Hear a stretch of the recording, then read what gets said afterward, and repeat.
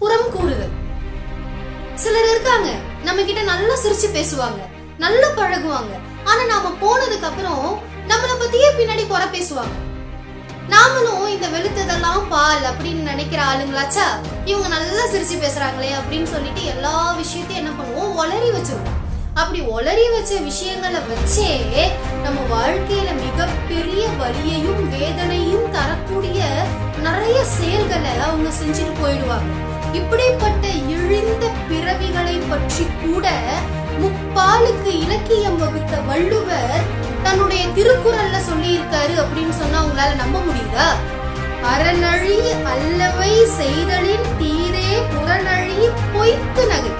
அதாவது ஒருவர் இருக்கும் போது பொய்யாக சிரித்து பொய்யாக பழகி பின்பு அவர் சென்ற பிறகு அவரை பற்றியே பழித்து பேசுபவர்கள் அறத்தை அழித்து தீயதை செய்பவர்களை காட்டிலும் தீயவர்கள் அப்படின்னு வள்ளுவர் அழகா சொல்லியிருக்காரு.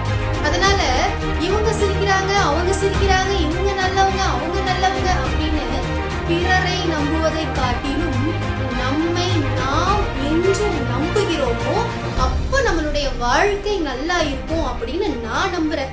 நீங்க நம்புறீங்களா?